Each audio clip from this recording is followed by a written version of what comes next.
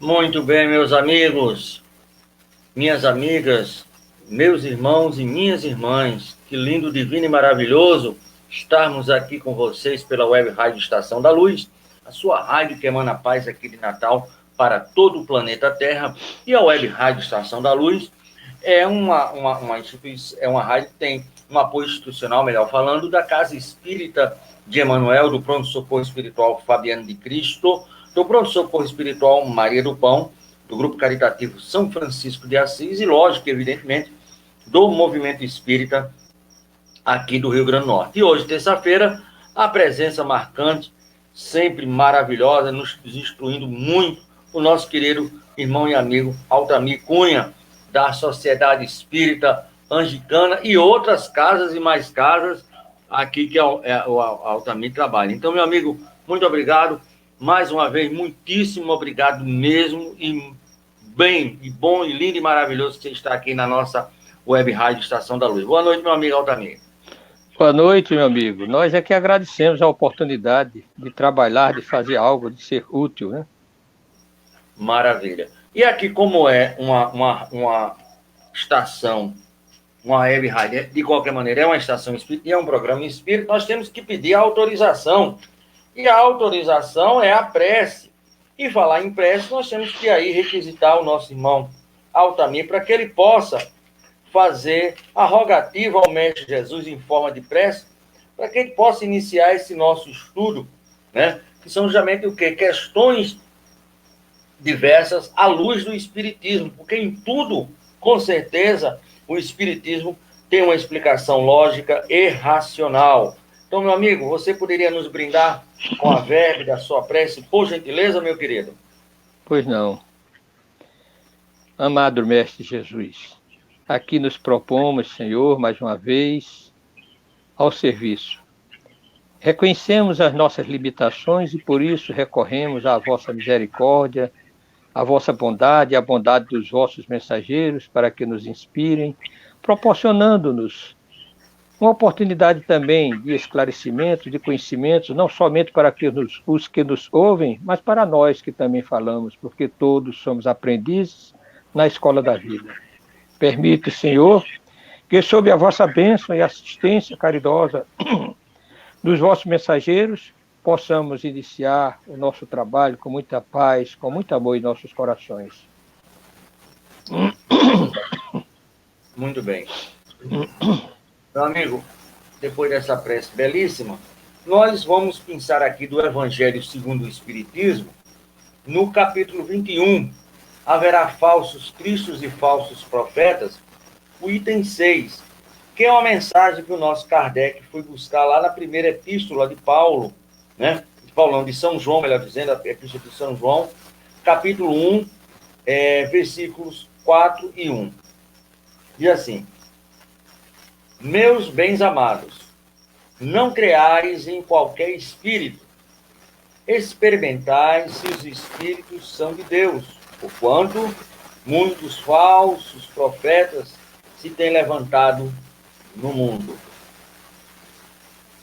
Você, mais do que ninguém, conhece essa parte do Evangelho pelo seu caminhar de longos anos no movimento espírita, no espiritismo. Quando João diz assim, vamos experimentar se os espíritos são de Deus, o que é que ele estava de fato e direito querendo nos alertar nesse contexto dessa passagem tão bela do Evangelho, meu amigo Altamir? Boa noite a todos que nos ouvem e assistem. Então, analisando essa passagem evangélica, nós vemos que João antecipou-se, inclusive, à doutrina espírita, no que diz respeito aos cuidados que deveríamos ter com alguns tipos de espíritos que poderão realmente usarem, inclusive, de nomes que merecem respeito e, no entanto, pela prática, pelo que realmente venham a ensinar, fogem ou contradizem. É uma oportunidade para nós realmente que trabalhamos principalmente no campo da mediunidade, não imaginarmos que estaremos sempre pensando que somente os espíritos superiores estão a nos auxiliar. Dependendo da sintonia que nós criemos, dependendo do ambiente do qual trabalhemos, dependendo da intenção do grupo a que façamos parte, nós teremos equipes espirituais de acordo com o nosso nível moral, nosso nível espiritual, nosso nível de conhecimento. Então é preciso estar realmente ciente de que nem todos os espíritos merecem a nossa confiança, porque da mesma maneira que aqui na Terra existem os falsos profetas, existem aqueles falsos pseudo-sábios, aqueles que ensinam sem nada saber, também do plano espiritual não é diferente, tendo em vista que aqueles que se encontram desencarnados nada mais são do que espíritos que animaram os corpos daqueles que aqui viveram na Terra, levando consigo todas as virtudes e vícios. Então é preciso muito cuidado. É realmente muito oportuna essa observação de João. Tomemos muito cuidado e experimentemos os espíritos para ver se eles realmente são de Deus. Conhece-se a árvore pelos frutos. Muito bem. E aí tem um espírito que com certeza é de Deus, porque o meu amigo Wilson José da Hora é o nosso cadeira cativa número 0, não é nem número 1. É nosso irmão lá de Recife. Uma boa noite para você e para toda a sua família. Seu Wilson José da Hora, muito honrado com sua audiência. Eu tenho certeza que o Altamir vai trazer conhecimentos para a gente maravilhosos. Porque, olha bem, de manhãzinha cedo, eu faço duas coisas. Me levanto e faço logo uma prece, rapidamente e tudo mais. Mas a primeira coisa, desculpa, eu vou olhar no celular para mandar mensagem para meus filhos do bom dia. E uma outra coisa que eu faço, que é a terceira coisa, é ouvir a mensagem que diariamente meu amigo Altamir Cunha manda para mim, que a gente hoje está colocando também na rádio, web rádio. Então, são mensagens lindas, pequenos comentários. E então, em torno disso aí, como foi que surgiu essa ideia? Porque isso não é de agora, isso não é dessa época da pandemia, não é porque agora surgiu. Você já faz isso há muito tempo. Então, como realmente. foi que surgiu? E há quanto tempo você já faz, já manda essas pequenas mensagens diárias de levantamento? Sempre a gente levanta, depois da mensagem, opa, vamos embora, vou correr atrás, porque a evolução está aí, né? Na verdade, dizem os espíritos que quando o trabalhador está pronto, então o trabalho aparece, surge. E normalmente quando nós nos dispomos da boa vontade de servir, compreendendo que, na verdade, não pode isso ser motivo de vaidade, mas muito pelo contrário, nós devemos ver com muita humildade, tendo em vista que nós não estamos beneficiando apenas os outros, mas nós estamos sendo beneficiados. Então os espíritos nos inspiram. Nós às vezes nem sabemos por que começamos, mas começamos. E a verdade é que quando começamos, nós temos que continuar. Porque o codificador da doutrina espírita diz que conhece o trabalho sério pela continuidade que nós damos. Então, começar para depois terminar não é bom. O bom proveito se dá e a seriedade do trabalho quando nós perseveramos. Muitas vezes, acreditem vocês que nos ouvem e assistem, temos dificuldades imensas. Acaba assim, nós não conseguimos enviar, o celular dá problema, existem mil coisas e nós quase a desistir algumas vezes, mas sempre naquela. A persistência é o que valoriza o trabalho. E nós conseguimos e continuamos. E é isso que nós fazemos todas as manhãs e durante o dia também algumas mensagens que mandamos. Mas, normalmente, essa mensagem matinal, inspirada pelos amigos espirituais, que dizem que é o melhor horário, porque as pessoas vão tomar o seu café já escutando a mensagem. E, normalmente, quando estão sobre a preocupação do trabalho, torna-se mais difícil. Nós também mandamos para grupos, mas temos a preocupação também de mandar individualmente. Por quê? Quando nós mandamos uma mensagem para um grupo, são várias mensagens que chegam. Então, alguma mensagem vai deixar de ser lida, de ser ouvida, de ser vista. Então, para prevenir, nós mandamos individualmente também. Mandamos para o grupo, mandamos individualmente, porque com certeza fica mais fácil da pessoa assistir. Maravilha. Meu amigo, e eu agora devo a você mais um preto de gratidão, porque você me tirou um peso tão grande da consciência, dos ombros. Aquilo que você falou, que muitas vezes dá problema, dá vontade de desistir, e você disse na perseverança, olha, você não sabe o bem que você me fez, porque hoje foi um dia assim que eu fiquei meio nervoso, tá entendendo? Eu sou bem franco de falar com você, que a gente, meu Deus do céu, mas aí veio você, um anjo guardião, que viveu e conviveu, estudou com meu pai, e me dá essa lição de otimismo. Muito obrigado, meu amigo. Você não sabe o bem que você me fez. Eu estou respirando mais aliviado, em nome de Jesus. Mas nós devíamos até ser a satisfação de compreender a importância do nosso trabalho quando as dificuldades surgem. É sinal que está incomodando. Então, certos espíritos têm interesse em dificultar, então utiliza de mil meios, seja como for, para que realmente possamos desistir. Mas é a verdade, não faltará ajuda para aqueles que realmente persistam.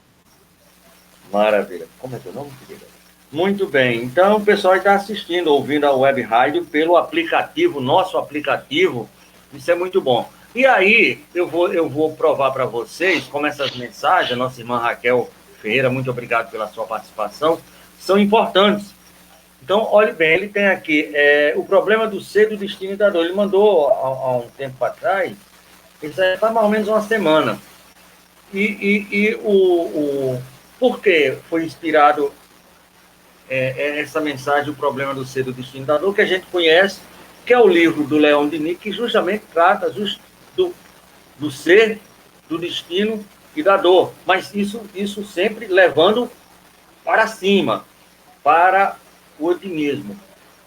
O que você teria a nos falar daquele tema que você mandou naquele dia específico, do problema do ser, do destino e da dor, meu amigo Altamir? Na verdade, nós todos precisamos compreender que os problemas, dificuldades, as dores fazem parte de nossas vidas.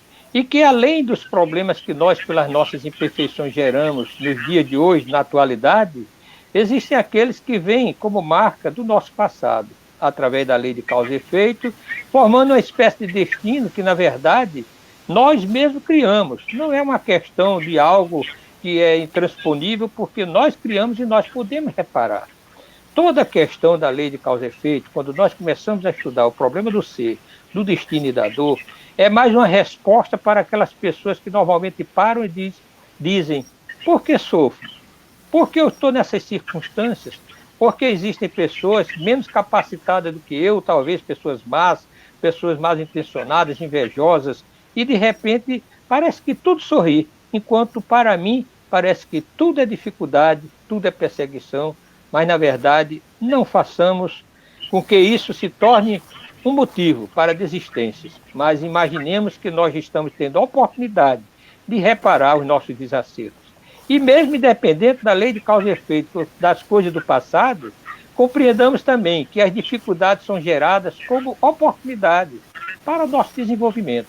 Porque se na vida não existissem dificuldades, nós não progrediríamos, porque nos manteríamos na horizontalidade. Então é necessário que haja dificuldade, cumprindo o que o próprio Mestre Jesus disse. Na vida tereis aflição, mas tem de bom ânimo, eu venci o mundo. Então quem com ele estiver também será vencedor. Muito bem, meu amigo, que bom. Essa parte final aí foi bastante interessante. Então, a Marisa, manda um abraço aí para você, viu, amigo Altamir? Okay, ela está aí na audiência pelo aplicativo, né? Da Web Muito Rádio. Bem. Um abraço à nossa amiga, nossa prima e colega de trabalho, Marisa. Muito bem. Maravilha. Aí você manda, pronto, esse aí você mandou, explicou tudo isso, então você já fica, né, naquele dia você já amanhece com o ânimo mais renovado, porque você vai verificar que o erro não está no outro, está em você, e se você se ajeitar, a coisa melhora. Exatamente. Aí, é verdade. Você me mandou uma, pois não, pode dizer. Aí você me mandou uma que é muito interessante, eu nunca tinha ligado ao orar e vigiar aos equívocos de Pedro e de Judas, né? E um negou e o outro fugiu. Será que a oração pode fazer que a gente se fortaleça para evitar equívocos que a gente pode cometer? Ou tem alguma coisa que, infelizmente, a gente não pode fugir dessas possibilidades, ou está em nossas mãos também fugir desses equívocos, desses desastres? A oração é de fundamental importância, não no sentido de nos tirar as provas e experiências difíceis pelas quais devemos passar, como dissemos, para a nossa evolução, para o nosso engrandecimento espiritual, mas também pela oportunidade de nos iluminar a consciência, de nos dar lucidez, para que tomemos decisões mais sensatas em nossas vidas, porque muitas vezes nós estamos com a mente clareada pela inspiração dos dons de espírito, nós estamos bem e favorecemos. Mas existem momentos que nós não estamos tão bem. E Pedro foi um dos grandes exemplos que nós citamos. Em um determinado momento, quando Jesus perguntou, que dizia o povo que ele era, um dizia que era Moisés, outro que era Elias, e assim por diante, e disse, e você aqui diz, ele disse, tu és o Filho de Deus vivo. Ele disse, muito bem, Pedro, fosse inspirado pelo Espírito Santo, né? Então, nesse caso, Pedro estava bem iluminado, inspirado, mas no outro momento, o que aconteceu? Quando Jesus foi julgado, condenado, ele estava no meio daquela multidão lá próximo à casa de Judas, né? Então disseram, não é você um deles? E ele disse, não, não sou. Lá na frente outro reconheceu, ele negou de novo. Lá na frente mais outro reconheceu, ele negou. 3 negações e o galo cantou. Aí ele lembrou-se das palavras de Jesus, Pedro, antes que o galo cante, me negarás 3 vezes. E ele então entrou numa convulsão, assim, num sentimento de culpa profundo, chorou. Mas Pedro, naquele instante, também deu volta por cima. Ele teve o choque, ele teve realmente o trauma da negação, da falta de fidelidade a Jesus, mas deu volta por cima e se candidatou e realmente cumpriu de ser um maravilhoso intérprete de Jesus aqui na Terra. Já ao passo que Judas, realmente envolvido nos interesses puramente materiais, pensando mais no lado político de Jesus se tornar um dominador, um rei, e provavelmente ele ser um dos seus assessores, ou seu ministro, foi simplesmente na ambição, na ganância, e aí entregou Jesus, pensando que Jesus iria dar um grito de independência. Não aconteceu, e ele simplesmente, arrependido profundamente, não teve a coragem e a humildade de reconhecer o erro e de corrigir, e projetou-se através do suicídio. Então essa é a diferença que existe entre Pedro e Judas, que são as diferenças que existem entre nós. Uns, muitas vezes, erram, mas dão volta por cima, mas já outros se projetam através do suicídio, por exemplo. Então é preciso que nós estejamos vigilantes, porque normalmente, quando nós tomamos a decisão de Judas, é porque nós estávamos invigilantes. E nos sintonizamos muito mais com os espíritos maldosos, que não queriam ver a prosperidade, por exemplo, da Boa Nova. Nós abramos sempre as nossas mentes para o bem através da oração e da vigilância, que mesmo orando, as influências chegam para nós reconhecermos que estamos sendo influenciados negativamente. Muito bem. Então, sempre orar e vigiar foi o que Jesus mais nos recomendou. O nosso irmão Wilson José já tinha me falado isso, que eu até pedi para ele participar, e ele teve um AVC há 10 anos, né? E o lado direito ficou comprometido, somente o braço, a perna e a voz, mas ele está aí em todas as lives. Quando a gente fala de seu Wilson em qualquer local, o pessoal já sabe que ele é aquele cadeira cativa de diversas lives. Eu agradeço muito, meu amigo. E ainda Recife, eu vou lhe visitar, não se preocupe não, viu? Comer um queijo aí com você, aí um queijo pernambucano, que é queijo bom.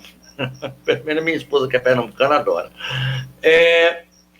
Isso foi a questão do orar e vigiar com o nosso irmão Pedro e Judas.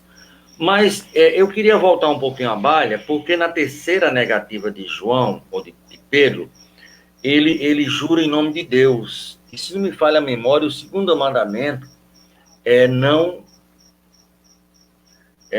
usar o nome de Deus em vão. Aquilo para um judeu é algo terrível. Mas Jesus, e aí relata lá em João Evangelista, depois da morte ele aparece na praia, o pessoal está no barco, aí vão para a praia, ele começa a comer peixe com seus discípulos. É o finalzinho do Evangelho de João, acho que é o capítulo final, 20 ou 21. E ele pergunta a Pedro, Pedro, tu me amas? Aí Pedro, muito alegre com aquela pergunta, não, eu te amo, mas o senhor sabe que eu te amo. Aí Jesus de novo, mas Pedro, tu me amas? E ele já não diz com tanta alegria. E na terceira, ele já disse, o senhor sabe de tudo, o senhor sabe que eu lhe amo, então apacenta. E todas as vezes ele pede para apacentar as ovelhas. Esse colóquio de Jesus foi justamente dizendo aqui, olha Pedro, eu não estou preocupado com aquilo que você fez, de me negar, mas eu queria lhe pedir algo, se eu pudesse. Apacenta, toma conta, toma de cuidado, não é preocupação, mas é cuidar, não brigar com as minhas ovelhas que vão estar por aí. Foi mais ou menos isso, meu querido? Apacentar é cuidar das ovelhas, né? Porque o que muitas vezes nós erramos na vida é quando nós somos juízes cruéis. Nós julgamos e condenamos as pessoas por algum erro cometido no passado, como se um erro do passado tenha que perdurar a vida toda com a pessoa, ninguém se transforme, ninguém se melhore. No entanto, Jesus, conhecedor profundo da intimidade de todos nós, ele sabia que Pedro era um instrumento valoroso. Ele sabia que Pedro era um homem rude, sabia que realmente não era um espírito assim tão perfeito, claro, mas era um espírito valoroso que realmente seria ideal para a proposta dele, que era de perseverar e realmente enfrentar os desafios da vida. E por isso que ele acreditou em Pedro e disse: apacenta minhas ovelhas. E Pedro realmente foi alguém que apacentou tanto que até entre o grupo apostólico, se não fosse Pedro, tinha havido desentendimento. Porque entre Paulo e Tiago havia certa dificuldade, porque Tiago queria manter as tradições judaicas e já Paulo não queria mais, queria eliminar a circuncisão e várias outras coisas. Então Pedro era aquele elemento, foi aquele elemento moderador, que graças a ele não aconteceu divisão. Então é isso aí, quer dizer, vamos confiar de que todos nós temos um potencial. Jesus acredita em todos nós é que não acreditamos em nós. Quando nos deixamos por um erro cometido, vamos nos propor a uma fuga, seja pelo suicídio, seja simplesmente pela indiferença nas coisas da vida. Muito bem. Aí você me mandou um também, e lógico, mandou para mim e deve ter mandado para todos os seus amigos, em grupos ou individuais, algo muito interessante, um homicídio realizado sobre o domínio de um obsessor. E aí você levanta, não é uma lebre, você levanta um verdadeiro rebanho de possibilidades. Que se há condições de um homicídio, pode haver também a possibilidade de um roubo, de um adultério, sobre essa influência, não que o obsessor, estou concluindo a pergunta, ele seja o culpado, porque se alguém me manda tirar de algum lugar, eu que sou a livre escolha. Mas olha a que ponto pode chegar essa influenciação, não é isso, querido?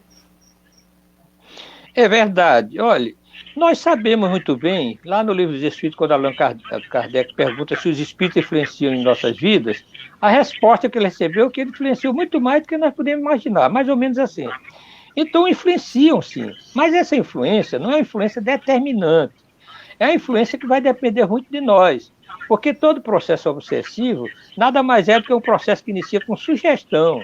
Não é um envolvimento de maneira, logo inicialmente, de maneira que domina e a pessoa não tem mais livre-arbítrio. Não.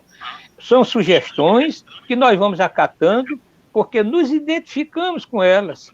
A princípio, as coisas que nos identificamos. Depois, quando vai havendo o domínio, então vem coisas que antes nós não gostávamos de fazer e até dizíamos que era um pecado, vamos dizer assim, um erro na linguagem religiosa. No entanto, nós começamos a fazer e achamos bastante natural. Por quê? Porque vamos perdendo o senso crítico. A obsessão vai interferindo no nosso psiquismo e nós já não temos a mesma sensatez. E começamos, então, a criar situações, fazer coisas que antes não fazíamos. Então, alguém pode ser realmente, através do processo obsessivo, induzido a praticar um homicídio. No entanto, nós temos que considerar, a pergunta é essa, alguém que pratica um homicídio envolvido, sendo vítima de uma obsessão, como é a situação dele? Todo mal, o mal será sempre o mal. Agora, existem as atenuantes e agravantes. Na situação de alguém que pratica por maldade, por vingança, por questão de orgulho, é uma situação. Mas a de quem vai sendo envolvido e no processo de fascinação ou no processo de subjugação total, ele comete, claro que ele vai ter que resgatar de alguma forma, mas não na mesma circunstância, na mesma condição do outro que praticou por orgulho. Por quê? Porque para que se instalasse a obsessão, ele consentiu. Então, primeiro, para que ocorresse o homicídio, houve a obsessão. Para ocorrer a obsessão, houve o consentimento. Então, ele realmente tem culpa. Agora, o julgamento só a Deus pertence. Agora, claro que não será, existirá as atenuantes, tendo em vista essa situação especial. Muito bem. Chegou aqui já perguntas do nosso WhatsApp, dos nossos ouvintes. E aqui o Júnior, um cadeira cativa, ele pergunta o seguinte: Judas voltou na condição de Joana d'Arc? Joana d'Arc foi realmente a reencarnação de Judas, né? É verdade. É o que sabe-se através da literatura espírita, né? Inclusive tem um livro de Leon Denis sobre Joana d'Arc. É. É preciso que nós compreendamos que há possibilidade, sim. Nós não podemos, de maneira nenhuma, ter a certeza, que estamos baseados na literatura do que foi informado, mas que realmente Judas, com certeza, deve ter reencarnado várias vezes para poder ressarcir o seu erro, reparar a sua falta. E pelo que a semelhança da história, ele foi uma pessoa que reencarnou da França, né, no sexo oposto, feminino, e foi aquela pessoa que se comportou como masculino, na coragem, em termos, naquela época era o homem que mais se dava a questão de guerra, de tudo, e ela foi a defensora. E foi traída, porque acreditaram, ela foi um elemento positivo na guerra, e, no entanto, foi traída e queimada. Isso aí veio a compensar a traição que ele fez com Jesus. Porque a lei de causa e efeito, muitas vezes, atua em nossa consciência de maneira que nós precisamos de passar por experiência idêntica para poder eliminar o sentimento de culpa em nós. Somos nós que solicitamos, não é Deus que prepara e que faz, mas somos nós que criamos a necessidade. Muito bem. Mas nessa criação de necessidade, como é que a gente pode evitar que isso venha a persistir diversas vezes? Já que a gente, para não criar, cria, e como é que a gente vai para dar um baixo, para parar? Seria a reforma íntima mesmo? Claro, não existe outro meio. Se nós não queremos ser vítimas de espíritos obsessores, nós temos que nos elevar vibratoriamente.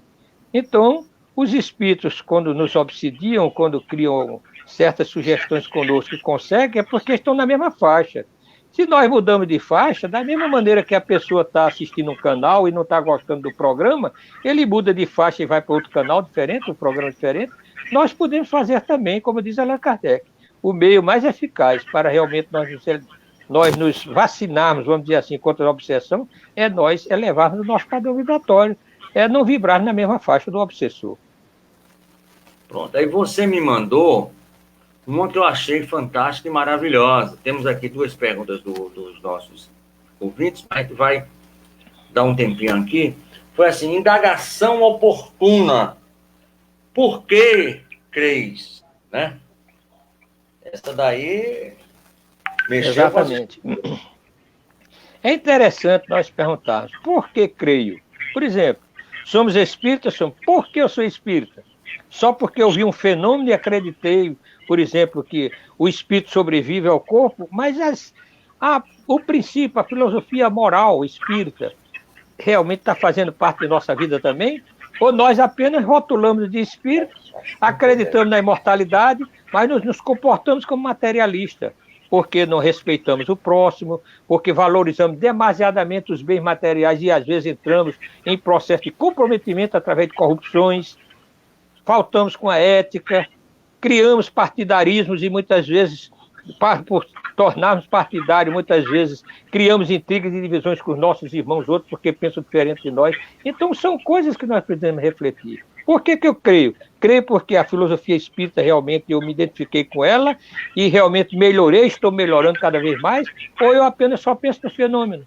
Vou para o centro querendo que o espírito diga alguma coisa a meu respeito, que aconteceu isso, que eu estou obsidiado, ou que na família está sendo perseguido, que eu estou sendo invejado, como a maioria por aí acredita e diz espírita dessa maneira. Então, por que creio?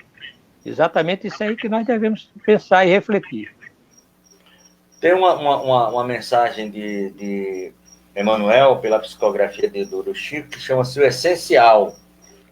E ele justamente isso, é quase assim, né, nesse tom aí, tá entendendo? Eu faço, por que eu faço? Né? Eu creio, por que eu creio? Né? E assim, exatamente, sucessivamente. Porque senão é muito fácil. Rótulos não vão, né, meu amigo Altamir, fazer com que a gente adentre aos reinos divinos, né? Rapaz, a questão do rótulo é a seguinte, por que creio é muito importante essa pergunta nós fazermos a nós mesmos, porque é o seguinte, quando eu sou adepto apenas pelo fenômeno, quando as coisas não acontecerem obedecendo ao que eu quero, eu posso ficar, por exemplo, frustrado e até não deixar de ser espírita, como já vi muitos deixarem por aí. Por quê? Foi espírita porque foi curado em um determinado momento, uma pessoa da família, se tornou espírita. Então, se tornou espírita porque acha que toda vez sendo espírita, nada vai lhe acontecer.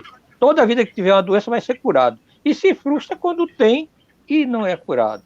Nós passamos por experiência, nesses tempos que nós fazemos diálogo fraterno, de pessoas que sentiram uma dificuldade imensa. Em muito tempo que era espírita, mas que teve um caso na família, por exemplo, de uma morte de um familiar, de maneira realmente trágica, que lhe abalou de tal maneira que ela achava que por ser espírita não deveria acontecer aquilo. Ora, observe bem. Então, ser espírita, pensamos que nós vamos ter algo especial, vamos realmente ter um privilégio, é um equívoco. Ser espírita, o privilégio é nós conhecermos a doutrina que vai nos libertar, porque se nós pusermos em prática, teremos a oportunidade de nos libertarmos, mas não querer ter um privilégio. Eu sofro tanta dificuldade, tantos problemas, já passei por tantas experiências difíceis que eu não imaginava nem desejaria, mas não vou deixar de ser espírita, por quê?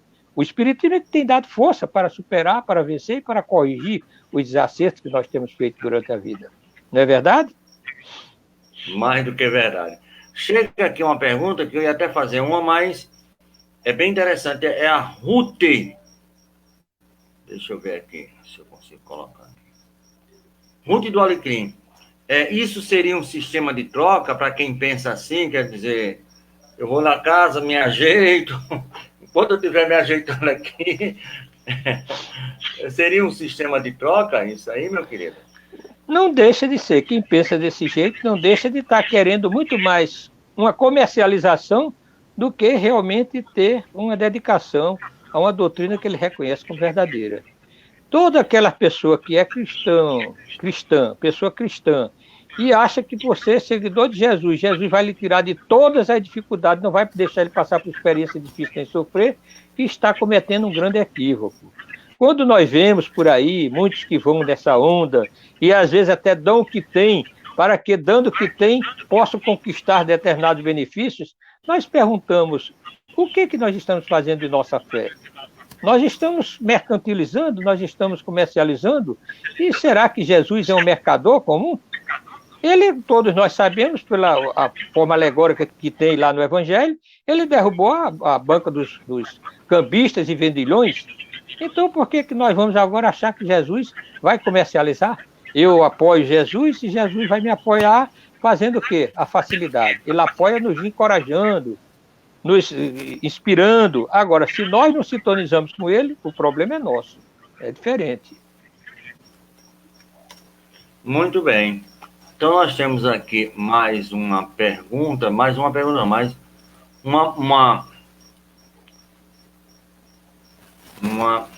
que você nos mandou, bastante interessante. Eu queria até fazer um comentário antes, porque está lá na questão 918, se não me falha a memória, conhece-te a ti mesmo. Se não me falha, 818, 819, acho que é 819. E você mandou para a gente um dia de manhã o autoconhecimento e o progresso. Aquilo que Sócrates viu lá na entrada da pitonisa, da médium, né? Numa daquelas casas em que ele foi, que conhece a ti mesmo e conhecerás o universo, dominarás o universo. O progresso passa necessariamente por esse autoconhecimento, querido? Claro. Observemos o seguinte, o que é uma sociedade, se não um agrupamento de criaturas, de pessoas, certo? Espíritos encarnados, vamos dizer aqui no caso nosso, aqui no planeta Terra. Cada grupo social vai realmente refletir a evolução daqueles que lhe compõem. Concorda? Lógico. Então, tendo em vista isso aí, se no grupo as pessoas que compõem esse grupo vão se melhorando, esse grupo social vai se melhorar também, não é certo? É uma coisa natural, é uma coisa simples de se pensar. Então, para que a humanidade, de uma maneira geral, se melhore, é preciso que cada indivíduo que compõe a sociedade se melhore também, para que essa sociedade seja composta de elementos que já são respeitadores, que são de paz, que são mansos, e assim por diante. Porque, enquanto isso não acontecer, é ilusão. Nós queremos corrigir o mundo através de decretos, através de leis, que podem até conter por um determinado tempo, Mas o mal existindo dentro da criatura não é o decreto que muda. O que muda é a educação, é a transformação, é a renovação íntima que nós possamos fazer. Então, essa é a regra. Não se pode mudar o mundo que não seja pela educação. Diga-se passagem, transformação, renovação interior. Muito bem. É por isso que Kardec, na lei do trabalho, ele tem um adendo que ele fala justamente dessa questão. Lógico, ele era um pedagogo, né? E ele alencava que é muito mais pela educação, pela instrução, né? Muito mais pela instrução do que pela educação, de fato, é que esse progresso vai vir. Agora, como é que a gente faz para ter esse tal de autoconhecimento, amigo, velho? Como é que a gente sabe para saber que realmente eu estou com esse autoconhecimento em mãos? O autoconhecimento vem principalmente da humildade, ou seja, de nós querermos realmente conhecer não somente nossas virtudes, mas também aqueles elementos que dificultam o nosso processo evolutivo. E para isso há uma regra bem simples, estabelecida pelo nosso querido Agostinho de Hipona, né? Lá no Livro dos Espíritos consta o que ele dizia: faça como eu fazia. Quando terminava o dia, ia analisar, observar tudo o que fiz, para então ver o que eu, por exemplo, poderia ter feito e não fiz, e o que poderia fazer, o que não fiz e o que não era para fazer e fiz, ofendendo, maltratando alguém, será que feri? E se fiz, vamos corrigir, vamos mudar. Então eu preciso mudar se eu quero ser melhor. E assim vai acontecendo o processo de transformação. O autoconhecimento vem da humildade, primeiramente, de querer realmente se aceitar e, aceitando os erros, procurar fazer a devida correção. Porque o que falta, às vezes, nas pessoas é causado pelo orgulho. O orgulho é a capacidade que a pessoa não tem de reconhecer que está errado. Mesmo quando lhe apontam, às vezes a pessoa não reconhece que está errado e ainda fica realmente teimando. Então, humildade é fundamental. Então, passa sempre pela humildade esse autoconhecimento. Não tem jeito. É verdade. Se você não tiver essas possibilidades de reconhecer, né? Porque humildade é reconhecer aquilo que você tem. Ou que não ainda, é verdade. Né? É. Muito bem. Aí o Sérgio de Pium, é um cadeira cativa, sempre está aqui com a gente. Ele pergunta assim: o suicídio pode ocorrer diversas vezes durante encarnações sucessivas? Porque eu quero aqui fazer um adendo, antes de Altamir responder, que nós estamos em setembro, iniciamos hoje, setembro amarelo, que trata justamente dessas questões dos suicídios, né? E Altamir é um estudioso, inclusive ele tem um livro lançado, Suicídio, um Trágico Equívoco, em que ele trata de uma forma bem diferenciada essa questão. Mas o suicídio pode ocorrer diversas vezes em encarnações sucessivas, aí eu coloco por mim ou não. É verdade. É o que se vê da literatura espírita, essa possibilidade. Tem espíritos que reencarnam, suicidam-se, reencarnam para reparar o erro cometido e suicidam-se novamente. Então, pode acontecer, caso de espírito várias vezes suicidar. Porque a evolução espiritual, veja bem, não se dá assim. Às vezes a gente pensa que de uma encarnação para outra já dá um salto muito grande. Não, nem sempre é assim. Às vezes nós repetimos erros, na boa vontade de fazer, enquanto vemos a desgraça que fizemos, mas quando mergulhamos no corpo, tem outras preocupações, outros interesses, e nós começamos, então, a novamente nos perdermos e vamos cometer o mesmo delito. Então é preciso que estejamos atentos, por isso, no orai e vigiai, porque a maioria das vezes que nós temos tendências para alguma fuga, por exemplo, pessoas que quando estão em dificuldade, ou as coisas não estão bem, e aí fica dizendo: eu não tenho sentido, a vida para mim não tem sentido, seria melhor que eu nem existisse para ter uma vida infeliz como essa que eu tenho. Isso aí já é uma base para se refletir, porque essa pessoa poderá estar mostrando que é uma pessoa que tem tendência ao suicídio. Então, muito cuidado, muita reflexão, procura ajuda com médicos, psicoterapeutas e também ajuda espiritual, que é fundamental. Sempre que nós falamos sobre o suicídio, gente, nós falamos sobre a importância da ajuda bilateral, a ajuda material e a ajuda espiritual, porque a possibilidade maior de realmente ser exitosa essa procura. Enquanto a pessoa procura só um lado, por exemplo, vai procurar o psicoterapeuta, alguém passa até medicação que melhore por causa da depressão, alguma coisa, tudo, mas o fator que pode ser principal é a obsessão. Se ele não se tratar da obsessão, a obsessão vai ficar ali, dando as sugestões do mesmo jeito. Então, façamos pelos dois lados, material e espiritual. Muito bem. O nosso irmão Décio, que fez o programa nos domínios da mediunidade hoje, chega Décio, mandou aqui, realmente é 919, conhece a ti mesmo, né? E o adendo é justamente aquilo que o nosso querido Altamir Cunha falou, da questão do nosso querido Augustinho, né? Daquela revisão diária. Nós temos aqui, eu queria ir para um tema que você mandou para a gente, né? E eu achei lindíssimo, porque ele trata justamente da vida, o apego e a indiferença. Eu achei tão interessante, porque o apego é que eu quero para mim, e a indiferença, mas parece que os dois são meio iguais, né? Tanto o apego como a indiferença. Na verdade, não são iguais, são dois extremos.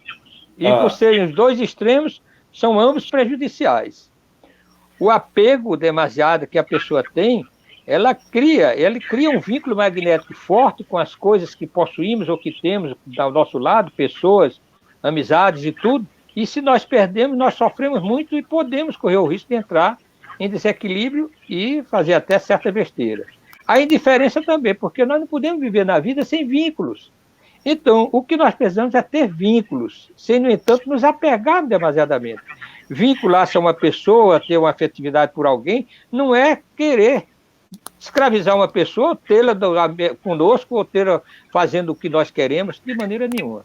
Então, é um vínculo com liberdade, sem tirar a liberdade de ninguém. Vinculado porque tem algo que nos liga, como irmãos, como amigos e coisas assim. Mas jamais ser um apego demasiado que possa favorecer a esse trauma quando nós perdemos. Um amigo, por exemplo, um casal, um é apegado demais ao outro, é apaixonado, como se diz, desequilibradamente apaixonado. Se o outro não quer continuar com ele, separar-se, vamos dizer. Aí o outro vai querer suicidar-se ou vai querer até matar aquele, porque era tão apegado que não pode viver sem aquela pessoa. Então, são equívocos que nós cometemos. E indiferença também. Tanto um quanto o outro é prejudicial. Nós não temos vínculo, nada. Então, no primeiro trauma que temos, não pensamos. Se eu morrer é melhor. Mas quando nós temos um vínculo mínimo de afetividade por alguém, de valor das coisas, sem ser apego, mas temos o vínculo, nós pensamos, não, eu tenho família, eu tenho meus filhos, eu preciso cuidar, eu tenho algo, e começa a imaginar. E isso aí muda também as coisas, evita que nós tomemos decisões precipitadas na vida. Maravilha. O apego aos bens materiais, de uma forma geral, ela é retratada, acho que no livro Nos Domínios da Mediunidade, com relação àquela visita que André Luiz faz a um museu, e tem lá o relógio, tem lá um espelho que as pessoas ficaram, e cada psicometria, né, que é uma modalidade. Então, isso impregna, você tem uma ideia de como o apego pode ocasionar, porque aquele espelho já estava ali há 200, 300 anos, mas a mulher estava ali apegada. Então, é um exemplo trágico dessa possibilidade, não é isso, meu querido? Eu peço desculpas até aos meus ouvintes e aqueles que estão nos assistindo por repetir algumas coisas, mas que são interessantes e importantes. As palavras do Mestre Jesus: onde colocares o seu tesouro, ali estará o teu coração. Eu gosto muito dessa frase de Jesus, desse ensinamento de Jesus. Aí explica a questão do apego. Onde colocares o seu tesouro, ali estará o teu coração. Ou seja, aquilo que você valoriza, você se apega um pouco, você cria vínculo. E quanto mais você valoriza, mais o laço magnético é forte. Consequentemente, você desencarnando, você não tora de imediato, não corta de imediato, não desata de imediato esse laço magnético com aquele objeto ou aquela pessoa que você criou o vínculo. Você valorizou demasiadamente e você vai ficar realmente sentindo dificuldades. Por isso que o desapego é importante, sem haver indiferença. Desapegar-se é no sentido de conviver, de sentir o seu valor, mas saber que aquilo é para a vida toda. Eu convivo com a esposa, vamos dizer, com o esposo, depende se é mulher ou homem, eu convivo com amigos, isso, aquilo, outro, eu tenho valores, eu sou empresário, eu tenho meus valores, eu tenho dinheiro, eu tenho propriedade, eu tenho empresas, mas tudo isso aí eu não vou levar quando partir daqui. Então, eu valorizo enquanto estou aqui, porque depois que eu partir não vai servir para mim. Então é isso aí. Onde colocares o seu tesouro, ali estará o teu coração. Muito bem. O nosso irmão João, que não quis dizer de onde era, mas é João Costa, um erro cometido, feito por alguém, precisa passar pelo mesmo erro que foi feito ou pode ser de uma outra forma? Muito bem. Essa pergunta foi muito oportuna, porque vem desmistificar certas coisas que no meu espírito às vezes surgem, não sabemos de onde, mas as pessoas inventam. Achar que quem cometeu um crime vai ter que realmente ser assassinado. Ora, meus irmãos, se a lei funcionasse desse jeito, Deus estaria favorecendo a um ciclo interminável de acontecimentos. Um matava, tinha que ser morto também. E matava, já que morreu, tinha que matar o outro. E ficava nesse ciclo indeterminado. Na verdade, o que nós observamos é que quando nós criamos um compromisso com a violência, nós criamos em nós, na nossa consciência, certo trauma que nos atrai para a violência. Mas veja bem, criamos certa situação que favorece a sermos atraídos para uma coisa de violência. A violência pode ser um acidente automobilístico, a violência pode ser você ter um infarto fulminante, você ter que fazer uma cirurgia, por exemplo, de ponto safena, abrir, realmente é algo traumatizante. Tudo isso aí são formas de resgatar. Mas também devemos considerar que a lei divina, o apóstolo Pedro estabeleceu muito bem uma coisa que Jesus também deu aval, é que o amor cobre a multidão de pecados. Então, mesmo que eu tenha um compromisso com a violência no passado, mas que eu agora me regenerei e passei a amar e fazer o bem, eu estou ressarcindo meu débito através de créditos do amor, contrariando ou fazendo contrapeso com a violência do passado. Então, na lei, o que funciona, na verdade, é resultado das nossas ações, do que fazemos, de positivos e negativos. É a matemática universal, é a contabilidade divina. Então, eu faço coisas boas, não vou resgatar somente pelas coisas más, não. Se eu faço boas, também tem. Então, vai contrabalançar. E eu posso realmente apagar um pouco das minhas falhas do passado pelo bem que eu faço hoje. Então, é isso aí. O amor cobre uma multidão de pecados.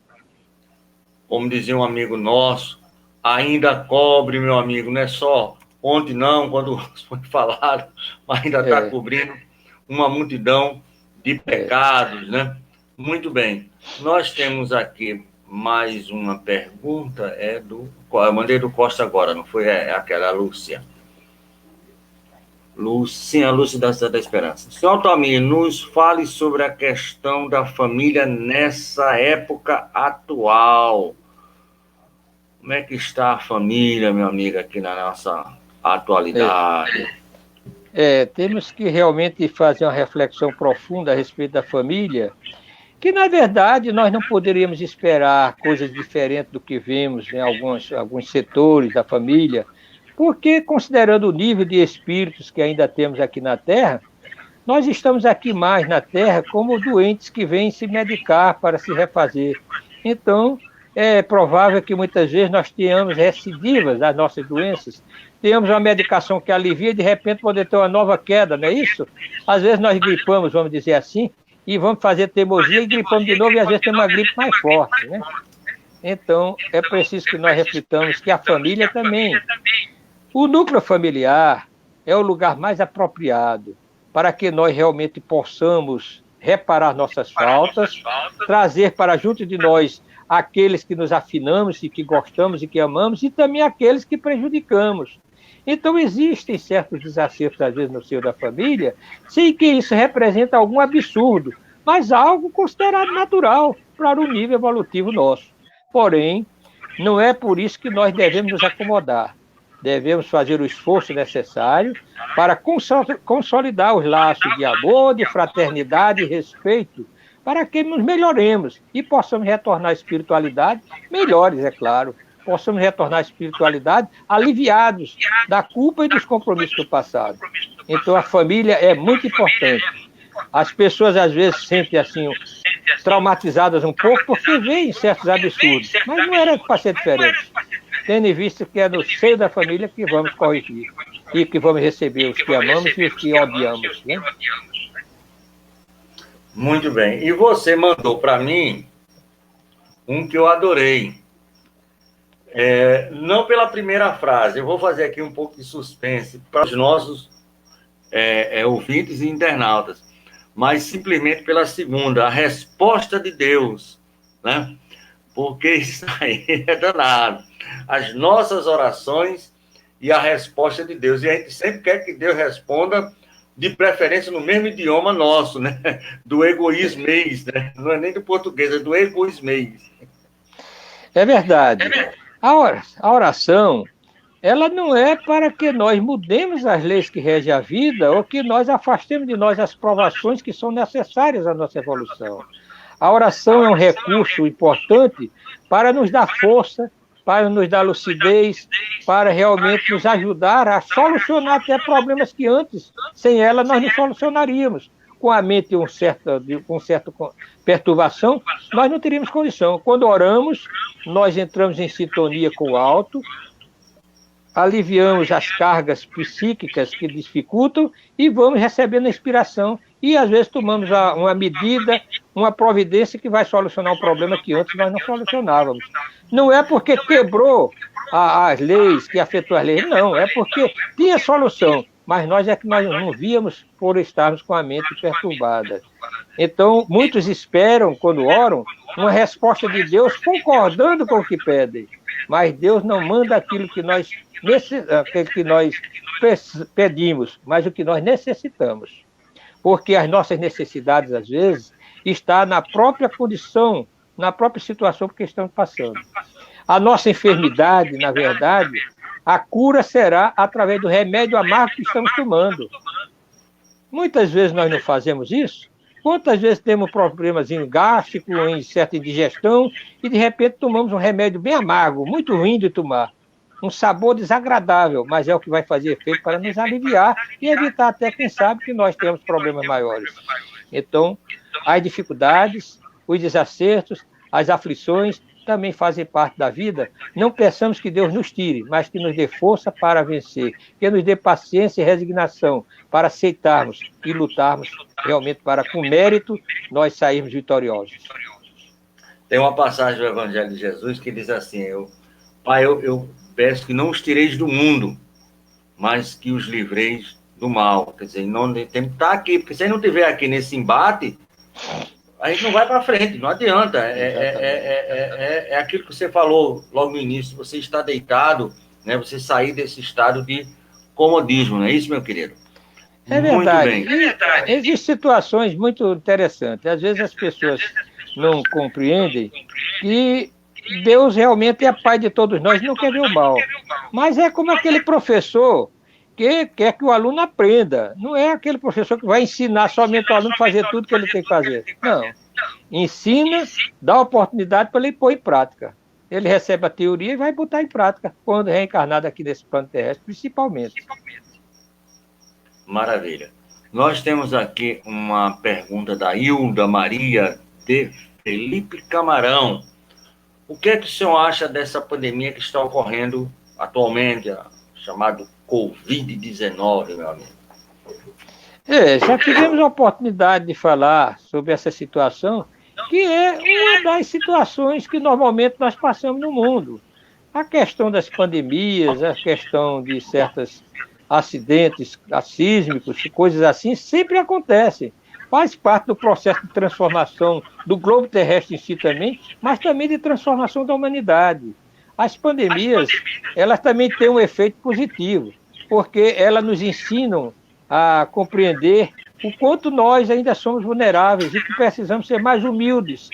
Porque quando estamos nessa situação de proximidade com a morte, nós somos mais solidários, nós alimentamos mais o desejo de servir. Então, é preciso que, vez por outra, aconteçam situações como essa, sem necessariamente ser um castigo.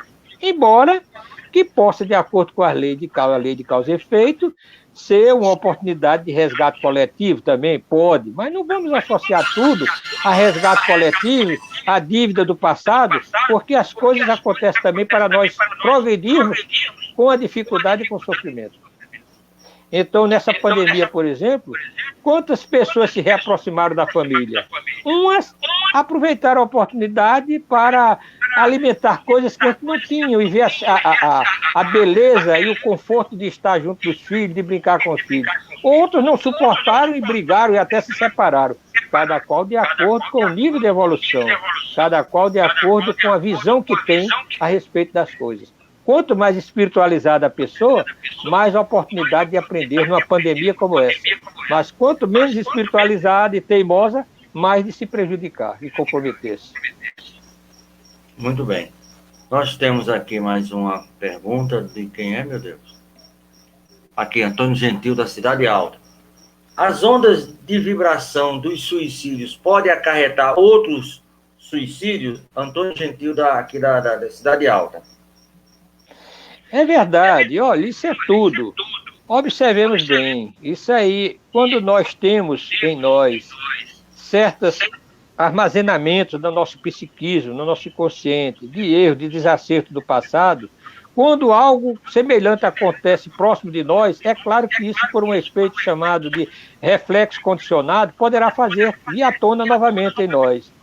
Então, quando pessoas que já no passado, quem sabe, já suicidaram-se, ou pessoas que no presente têm um medo incrível daquilo e sabem da notícia de alguém que suicidou-se, elas entram em abalo. Não quer dizer que vai fazer o suicídio, vai praticar, mas elas entram num certo desequilíbrio. Uns poderão até cometer, porque observe bem, quando Goethe lançou aquele livro sobre o sofrimento do jovem Werther, muitos jovens, na época, se suicidaram também. O jovem que suicidou-se, né, no romance, e outros jovens, por sentirem aquilo ali, sentiram-se influenciados, porque achavam que no romantismo a questão de suicidar-se por amor, por sofrimento, ou coisa desse tipo. Então é preciso que nós estejamos, mais uma vez, dizendo, oremos e vigiemos, confiemos em Deus. Ninguém veio ao mundo para se suicidar. Nós vimos o mundo para vencer as provas e dificuldades. O suicídio vem por nossa conta. Por isso que é tão caro para nós, em termos de sofrimento e dor.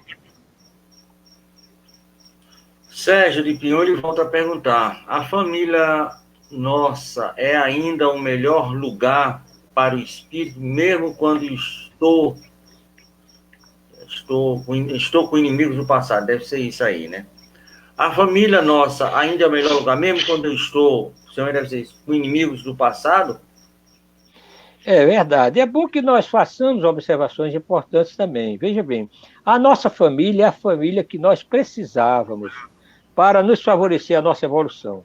Não tinha outra família melhor do que a que nós estamos convivendo. Agora, veja bem, na convivência em grupo e convivência com outras pessoas, nós podemos chegar num determinado dilema de estar ao lado de uma pessoa que, apesar de complicada, nós suportaríamos.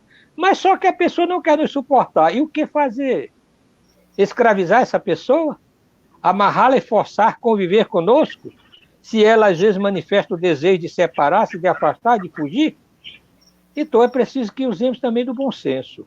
A lei divina não nos ensina a escravizar a ninguém. Agora, cada qual vai realmente responder pelas suas deliberações, pelo que realmente possa fazer. Então, se nós fazemos, cumprimos a nossa parte, com um companheiro ou uma companheira, fazemos o possível para manter um relacionamento, por mais difícil que seja, mas aquele companheiro ou aquela companheira não quer, aí o problema vai ser dela ou dele, não nosso. Então, é preciso nós fazermos desse jeito. Lutemos enquanto puder, façamos a nossa parte. Agora, não sejamos corrente para aprisionar ninguém. Porque Maravilha. Quando acontece uma coisa realmente forçada, acontece tragédia maior. Já vimos casos de suicídio de pessoas que, não suportando, porque era forçada a conviver com outros, suicidaram. Então, qual seria melhor? Era realmente parar ali para depois reparar noutra encarnação, quem sabe, ou deixar que acontecesse uma tragédia dessa? Então, o livre-arbítrio é algo importante. Se alguém realmente, seja até nossos filhos, muitas vezes nós queremos que sigam o caminho, mas se eles querem seguir outros, nós orientamos, esclarecemos. Mas se eles teimosamente escolhem, a vida vai ensinar, vai dar a resposta que ele merece. Muito bem. Nós temos aqui mais uma pergunta, é da Juliana Freire, ela não diz de onde é. Senhor Altamir, fale sobre as questões do uso indevido da mediunidade. Muito bem. Nós tivemos a oportunidade, até nesses áudios que nós mandamos e vídeos, a questão de mediunidade e desenvolvimento mediúnico. As pessoas se preocupam muito com o desenvolvimento mediúnico no que diz respeito ao exercício constante do fenômeno mediúnico. Mas nós devemos, antes de tudo, considerar que o desenvolvimento do médium vem antes, o desenvolvimento da mediunidade vem antes pelo desenvolvimento do médium. Então, antes de nós pensarmos em sermos bons médiuns, sejamos médiuns bons, pessoas boas, pensemos no bem, alimentemos a mente com bons pensamentos, que de nossa boca saiam as boas palavras, que dos nossos olhos vejam as coisas boas nas outras pessoas, e nós estaremos, então, iluminando-nos e criando uma sintonia com os espíritos superiores. Porque de nada adianta nós exercitarmos toda semana ou 2 vezes por semana a mediunidade e nós nos mantermos críticos demasiados, insolentes, mal educados, desrespeitadores, maledicentes, porque nós dessa maneira criaremos sintonia com espíritos inferiores, jamais seremos médiuns bons. Então é preciso nós compreendermos. Médium, desenvolvimento mediúnico, mediunidade, desenvolvimento mediúnico, tem essa relação profunda com a transformação do médium em si. Muito bem. E para encerrar, uma que você mandou aqui para a gente, que eu acho o tipo muito interessante, é prudência, medicação e fé. Exatamente. É isso aí, foi até através de uma trova, né? Com prudência, preservando nossa vida, né? Com a fé conseguimos suportá-la, meditando conseguimos compreendê-la e a imprudência nos ajuda a perder, né? É interessante, porque muitas vezes nós queremos que as coisas aconteçam à revelia. Nós temos que ter prudência sem ter medo exagerado. O medo natural faz parte de todos nós. Agora, quando nós deixamos que o medo nos possua de tal maneira que torne-se realmente uma coisa doentia, patológica, isso é altamente prejudicial. Agora, o medo natural, que é a prudência, que nós primeiro vamos pensar se isso não vai dar errado, se não tem que ser assim, assim, então é muito importante. Porque até o que nós falamos, nós devemos ter prudência ao falarmos. Porque depois que emitimos a nossa frase, a nossa palavra, nós não podemos mais corrigir. Porque mesmo quando corrigimos, o desacerto já foi feito. É como se nós tivéssemos depenado uma galinha num caminho longo e quiséssemos de volta pegar todas as penas novamente. O vento já teria espalhado tudo. Então, pensemos antes no que dizemos a respeito das pessoas, nas palavras, nas frases que dizemos, se construtivas, se negativas, porque uma palavra negativa, uma frase negativa, poderá realmente tirar a vida de uma pessoa, criar uma imagem negativa, criar um desequilíbrio emocional e essa pessoa se complicar. E nós seremos responsáveis pelo que dissemos ou falamos indevidamente. Isso está nas questões daquela pergunta que foi feita, não sei por quem, das questões das vibrações, né? Porque muitas vezes eu uso essas vibrações quando é na questão do suicídio, que já é uma questão extrema. Mas essas vibrações diárias, elas também têm a tendência de criar uma psicosfera, e ali uma coisa um tanto quanto danosa para toda a população, né? É isso aí, e a meditação também é muito importante. A meditação, as pessoas imaginam, quando falam em meditação, você ali daquela posição de flor de lótus, né? E como os orientais, não é preciso ser assim. Meditação é a gente refletir sobre as coisas do dia a dia e poder realmente pedir inspiração e observar os resultados e ver o que podemos fazer de melhor. Então a gente está inoculando ideias positivas, está meditando, está clareando as ideias, né? E a fé, essa nós já falamos em outras oportunidades, é o combustível, é o que nos sustenta. Se nós não temos fé, nós, na verdade, vamos falir por antecipação. Então, a prudência, a meditação e a fé. Muito bem, meu amigo. Faltou energia aqui, mas infelizmente a gente tem um transformador que não deixa a gente meia hora ainda, mas terminou justamente no horário mesmo. A energia foi prudente. Né? Exatamente, tá certo. Mas foi prudente, ela nos deixou, realmente foi uma maravilha. Não existe conhecimento. Né? Como eu estou com a energia do computador pela energia dela, né? E um transformador aqui também, mas tudo bem. Então, nós estamos encerrando, agradecendo a você, a nossa irmã Yasco, né? Aqui, a menina é lá dos Estados Unidos, vai fazer um programa aqui com a gente. Casos de violências sexuais parece ter penetrado muito frequentemente nos membros da família. Não parece ter sido isso um grande risco, a permissão desses espíritos virem à família? É uma pergunta que ela faz, né? Casos de violências parece ter aumentado, né? Justamente entre os familiares. Não parece ter sido um grande risco a permissão desses espíritos virem nessa família? É o que a nossa irmã Yasco pergunta. Na verdade, risco todos nós temos que passar. A vida em si é um risco. Quando nós nos reencarnamos, nós vamos nos arriscar. Não quer dizer que nós vamos ser vitoriosos, não. A proposta é para sermos vitoriosos. Tudo é montado para que nós sejamos vitoriosos. Mas o risco está exatamente em nós, que não seguimos o script, né? E daí, então, nos damos mal.